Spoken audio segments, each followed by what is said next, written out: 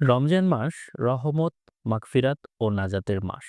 এই পবিত্র সময়ে শারীরিক ও মানসিক সুস্থতা বজায় রাখা অত্যন্ত গুরুত্বপূর্ণ। রোজা রাখার আগে বিশেষ করে যাদের ডায়াবেটিস, উচ্চ রক্তচাপ বা অন্য কোনো শারীরিক রোগ আছে, তাদের অবশ্যই ডাক্তারের পরামর্শ নেওয়া উচিত। ডায়াবেটিস রোগীদের রক্তে সুগারের মাত্রা নিয়মিত মনিটরিং করা এবং প্রয়োজন অনুযায়ী ওষুধের ডোজ সামঞ্জস্য করা জরুরি। সেহরি ও ইফতারে পুষ্টিকর ও পরিমিত খাবার গ্রহণ করুন। তেল মশলাযুক্ত ও ভারী খাবার এড়িয়ে চলুন। সেহরি ও ইফতারের মধ্যবর্তী সময়ে পর্যাপ্ত পরিমাণে পানি পান করুন, যেন শরীর হাইড্রেটেড থাকে।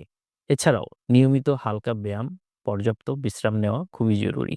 এ মাসে মানসিক শান্তি বজায় রাখতে বেশি বেশি দোয়া, ইস্তিগফার ও কুরআন তেলাওয়াত করতে পারেন।